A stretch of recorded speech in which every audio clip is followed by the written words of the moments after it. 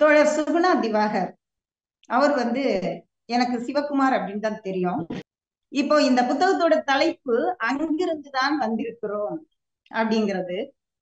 இந்த அங்கிருந்துதான் வந்திருக்கிறோம் அப்படிங்கிற கவிதையில, இந்த நவீன கவிதையில அவர் என்னென்ன சமூக நிகழ்ச்சிகள், என்னென்ன புரட்சிகள் எல்லாம் கொண்டு வர்றாரு ஒரு கவிதைக்குள்ள, எவ்வளவு அழகா சொல்றாரு அப்படிங்கிறத நீங்க பார்த்தா தெரியும்.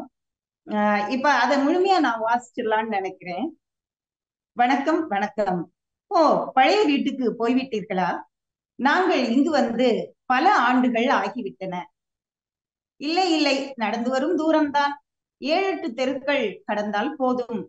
அங்கிருந்து பின்னோக்கி வந்தால் பேரழிப்பு போராட்டம் நடந்த கஃபே வரும். நமக்கு தெரியும், பிராமணால் கஃபே நல்லா இருந்தத அதை அழிக்கிறதுக்கான போராட்டம் நடந்தது. அதை தாண்டி நடந்தால் ஒரு பழைய ரயில் நிலையம். இந்தி எழுத்துக்களை தாரால் அழித்த அதே ரயில் நிலையம்தான். அதன் நீண்ட மதில் சுவரை ஒட்டி வலதுபுறம் தெருவில் நுழைய வேண்டும். இப்போது அங்கே நுழைய தடை இல்லை.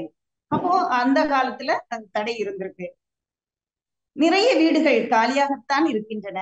வெளியேறியவுடன் வரும் மணிக்கூண்டுக்கு அருகில் உங்களுக்கு தெரியுமே, நாகப்பனின் சலூன் கடை. அதை கிளினிக்காக மாற்றிவிட்டார் அவரது பேரன்.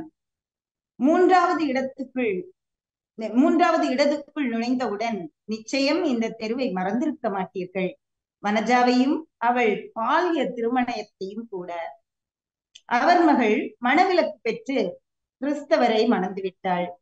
நீங்கள் புல்லட் ஓட்டி பார்ப்பது வனஜாவின் பேத்தி. ஆண் பிள்ளை போலத்தான் இருக்கிறாள் இல்லையா? அப்படியே நேராக வாருங்கள், எங்கும் திரும்ப வேண்டாம். அரசு பள்ளிக்கூடம், செல்போன் ரிப்பேர் பார்க்கும் கடை, செயற்கை கருத்தரித்தல் மையம், பீஸ் பிரியாணி கடைக்கு அருகில்தான் புதிய வீடு. ஆம், அங்கிருந்துதான், அவ்வளவு தூரத்தில் இருந்துதான் இங்கே வந்திருக்கிறோம்.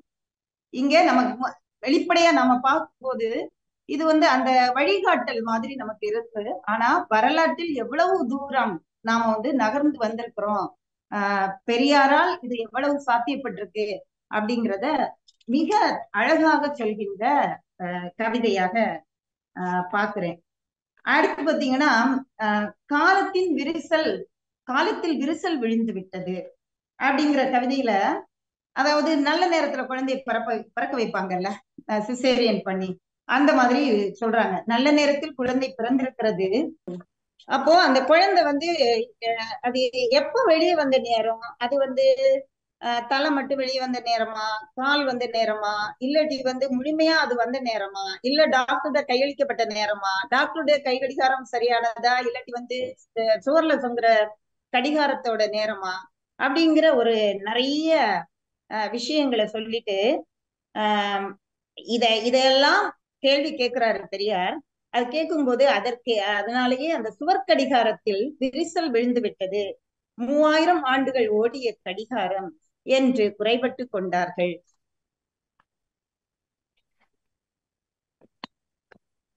இதை விட மிக ஒரு மெடிக்கல் மிராக்கிள் அப்படிங்கிற ஒரு தலைப்புல போட்டிருக்காங்க. இன்னைக்கு சமூகத்துல நம்ம பெரியார் 50 ஆண்டுகளை கடந்த பிறகும் அவர் இல்லாத போது கூட சமூகத்துல பெரிய பயம் இருக்கு. அதனால பெரியாருடைய சிலைகளை உடைக்கிறது, வேற வேற என்னென்ன செய்யணுமோ, செருப்பு மாலை சாத்துறது, இந்த மாதிரி செய்யறாங்க இல்லையா?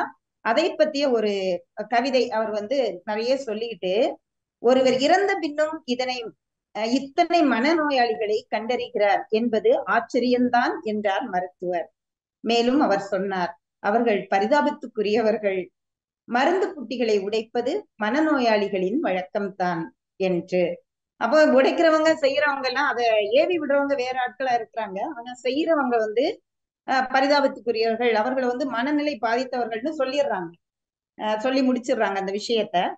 அதை பத்திய ஒரு அழகான ஒரு கவிதை. பெரியார் மெடிக்கல் மிராக்கிளா இருந்து மனநோயாளிகள் எல்லாம் அவர் ஐடென்டிஃபை பண்ண உதவுறாரு அப்படிங்கிற கவிதை. காளி மைதானம் அப்படிங்கிற ஒரு கவிதையில சில வரிகள் தான் இருக்கு, எவ்வளவு ஆழமான கருத்து பாருங்க. கடவுள் இல்லை இல்லை என்கிறீர்களே, அவர் வந்து விட்டார் என்ன செய்வீர்கள் என்றார்கள். கடவுள் இருக்கிறார் என்பேன் என்று சிம்பிளாக சொல்லிவிட்டு அவரும் போயே விட்டார். இன்னும் பலர் கமான் கமான் சொல்லி காத்திருக்கிறார்கள். சொல்லுன்னு இதே கேள்வியை இன்னும் கேட்டுக்கிட்டு இருக்கிறாங்க அப்படிங்கிறது. திருத்தங்கிற ஒரு கவிதை. இன்னைக்கு பெரியார் இருந்தாரு, பெரியார்ட்ட ஒரு பெண் வந்து ஒருத்தங்க ஒரு கொஸ்டினை கேட்டாங்க, அது வந்து அவருக்கு சரியா பட்டுச்சு அப்படின்னா அதை ஏற்றுக்கொள்வதில் அவருக்கு வந்து தயக்கமே இருக்காது அப்படிங்கிற அர்த்தத்துல ஒரு அழகான கவிதை இருக்கு. யாரேனும் பிழைபட பேசினால் தடியால் தரையை தட்டி குறுக்கிடுவது அவர் வழக்கம்.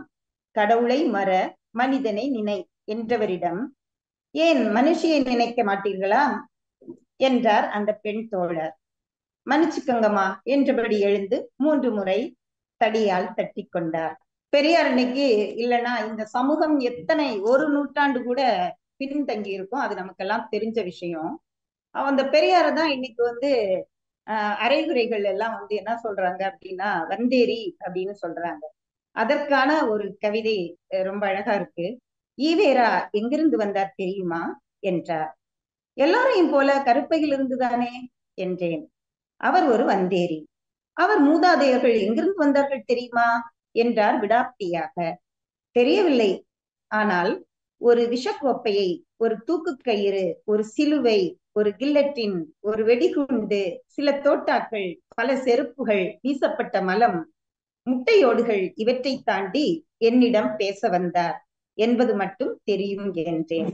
அடிக்கடி பழுதாகும் வேன், தூசடைந்த ஆராய்ச்சி புத்தகங்கள், தடிமனான லென்ஸ், ஒளிப்பெருக்கி கருவிகள், கட்டாயம் சில இறைச்சி துண்டுகள், ஒரு மூத்திரச்சட்டி, இவற்றுடன் பூமியை 13,20,000 கிலோமீட்டர் சுற்றி வந்த வழித்துணைவரை 13,20,001 கிலோமீட்டரில் காணாமல் ஒரு கணம் திகைத்த பூமி ஒரு வணக்கத்தை செலுத்திவிட்டு மீண்டும் சுற்றத் தொடங்கியது. பெரியார் எவ்வளவு சுற்றுப்பயணம் பண்ணியிருக்காரு, பூமியை எத்தனை முறை, இதை வந்து பார்த்தோம்னா எத்தனை முறை பூமியை சுத்தி இருக்கிறாரு அப்படிங்கிறது வந்து மிக அழகா வந்து சொல்லியிருக்கிறாங்க. அவரோட என்னென்ன இருந்திருக்கு பொருள்கள், அவர் பயன்படுத்திய பொருள்கள், விஷயங்கள் எல்லாமே இருக்கு. இந்த மூத்திர சட்டியோட பெரியார் வந்து அலைய வேண்டிய அவருக்கு தேவையே இல்லை. அவர் வந்து செல்வந்தர், மிகப்பெரிய தலைவராகவும் இருக்கிறார். அவர் உட்கார்ந்துகிட்டு ஆணையிட்டால் போதும். ஆனால் கூட அவர் வந்து எல்லா இடமும் சுத்தி சுத்தி சுத்தி வந்து சமூகத்துக்காக பண்ணி இருக்கிறாரு, நமக்காக. உண்மையிலேயே நாம எல்லா மக்களும் நன்றி கடன் பட்டவர்கள் நம்முடைய பெரியாருக்கு. அடுத்து காலத்தை நீதுவன் அப்படிங்கிற கவிதையில ஆருடம், அதாவது ஆருடத்தின் ரேகைகளை எச்சில் துப்பி அழித்தவர் அவர்தான் அப்படின்னு சொல்லி ஆருடத்தை வந்து அவர் வந்து கேள்வி கேட்டு எல்லாம் பண்ணியிருக்கிறாரு. ஆனா அவர் தீர்க்கதரிசிகள், ஆருடம் சொல்கின்ற அந்த தீர்க்கதரிசிகள் அஞ்சி நடுங்கும் தீய சகுனமானார் அப்படின்னு சொல்லிட்டு கீழே வருது. ஆனால் அவர்தான் செல்போன் சார்ஜர்கள் இல்லாத காலத்தில் எதிர்வரும் காலங்களில் எல்லார் சட்டை பையிலும் கம்பியில்லா சாதனம் இருக்கும் என்றார். ஆளுக்காள் உருவம் பார்த்து பேசிக்கொள்வார்கள் என்றார். வீடியோ கால்கள் ஒளிர்ந்தன. ஆண் பெண் சேர்க்கை இல்லாமல் பிறந்த டெஸ்ட் டியூப் குழந்தைகள் அவர் தாடி மயிரை இழுத்து விளையாடிய கணத்தில் கேட்டேன், எல்லா ஆருடங்களையும் பொய் என்றவர் நீங்கள் தானே என்று. அதற்கு பெரியார் சொல்றாரு, அச்சத்திலும் அடமையிலும் காலூன்றி நடுக்கத்துடன் எதிர்காலத்தை துழாவிக் கொண்டிருந்தீர்கள். நானோ கனவிலிருந்து காலத்தை நெய்தேன். வானத்தை அண்ணாந்து பார்த்தபடி தடுக்கி விழுந்தீர்கள். நான் சுற்றி இருந்த பூமியை பார்த்தேன், அவ்வளவுதான். ரொம்ப சிம்பிள் என்றார் தோள்களை குலுக்கியபடி. நமக்கு வந்து இது இனிவரும் உலகத்தில் என்னென்ன விஷயங்கள் இருக்கோ அதை எளிமையா அழகா ஒரு கவிதைக்குள்ள கொண்டு வந்திருக்கிறார். அடுத்து பெருமை தராசு. நாம வந்து நம்முடைய தமிழ் பண்பாடு, நம்முடைய கலாச்சாரம் நீண்ட பாரம்பரியமுடையது அப்படின்னு சொல்லிட்டு இருக்கோம். அகழ்வாராய்ச்சியில கூட நிறைய விஷயங்களை கொண்டு நாங்க வந்து மிக பழமையான பாரம்பரியம் உடையவர்கள்னு சொல்லிட்டு இருக்கோம். அப்ப அதுல வந்து ஏதோ ஒண்ணு பற்றாக்குறை இருக்கு, அது எதுன்னு இந்த கவிதையில அழகா சொல்றாங்க. அகழ்ந்து அகழ்ந்து வரலாற்றின் படிக்கட்டுகளில் இறங்கி இறங்கி நாங்கள் சில பாண்டங்களை கொண்டு வந்தோம்.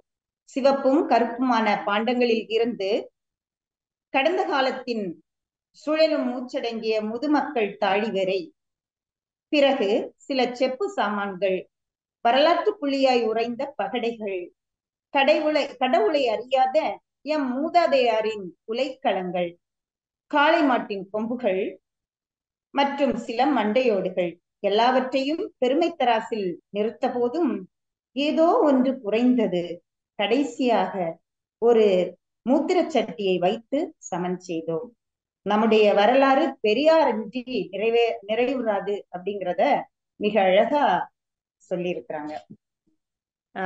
இந்த கவிதை தொகுப்பு இதோட நமக்கு நிக்க கூடாது. சுகுணா திவாகர் அவர்கள் தொடர்ந்து கவிதைகள் எழுதி கொண்டிருக்க வேண்டும். இந்த நூலை வாங்குறதுக்கு 9442722500 அப்படிங்கிற எண்ண தொடர்பு கொள்ளலாம். கருப்பு பிரதிகள் இந்த நூலை வெளியிட்டு இருக்கிறாங்க. மிக்க மிக்க நன்றி.